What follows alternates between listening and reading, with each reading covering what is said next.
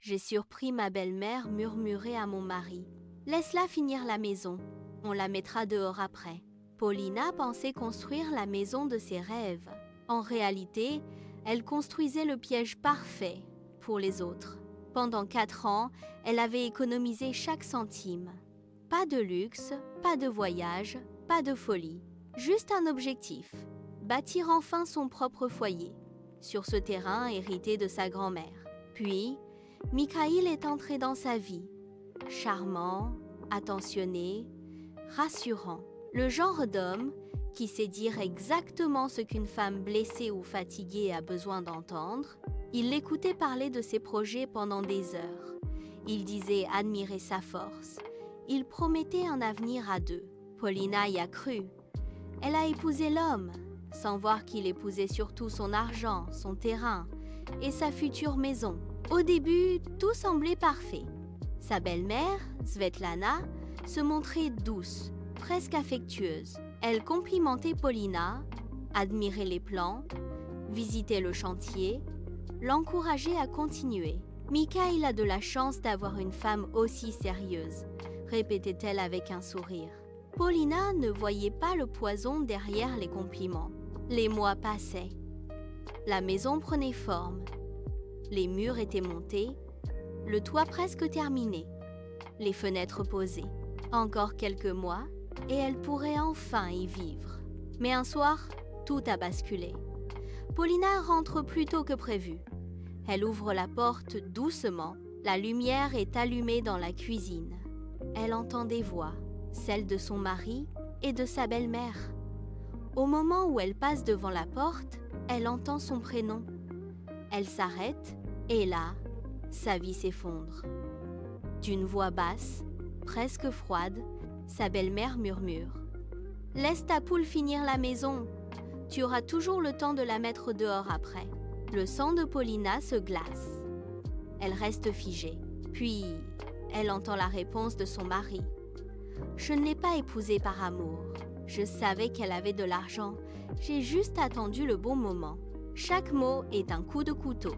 Il parle d'elle comme d'une idiote, comme d'un outil, comme d'une femme qu'on utilise, puis qu'on jette. Mikhaïl avoue qu'il savait tout. Ses économies, son terrain, son projet de maison.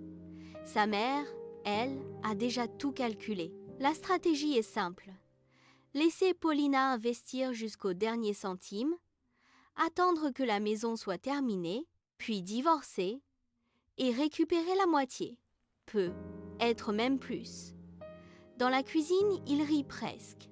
Derrière le mur, Paulina ne pleure pas. Pas encore. Quelque chose de plus fort vient de naître en elle. La lucidité. Ce soir-là, elle aurait pu s'effondrer. Au lieu de ça, elle a ouvert la porte d'un coup et elle est entrée. Silence total. Son mari se retourne, souriant comme si de rien n'était. Sa belle-mère sert sa tasse de thé. Et Paulina lâche calmement.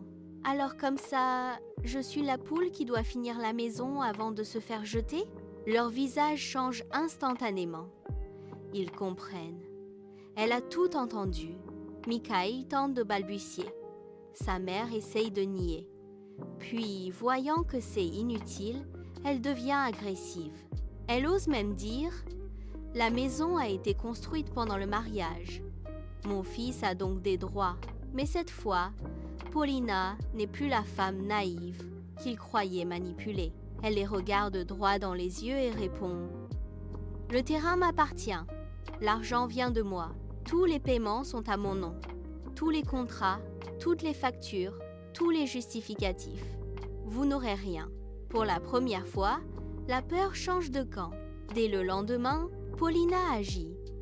Pas de crise, pas de supplication, pas de deuxième chance. Elle prend un avocat.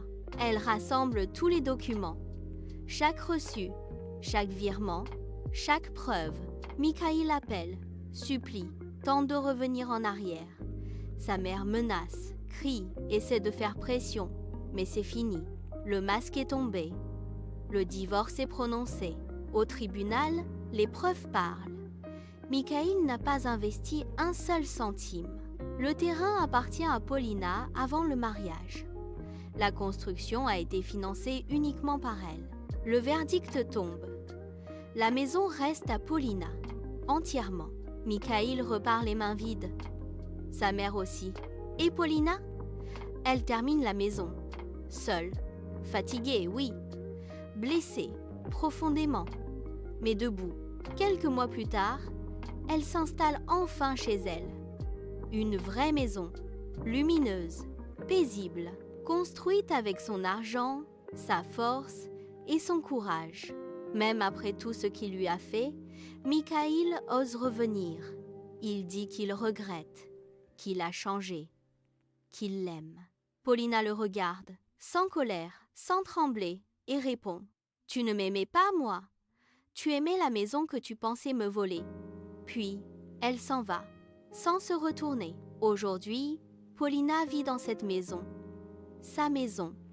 Personne ne l'a mise dehors, personne ne lui a rien pris. Parce qu'au fond, ce qu'ils avaient oublié, c'est qu'on peut trahir une femme. Mais il ne faut jamais sous-estimer une femme qui a tout construit elle-même.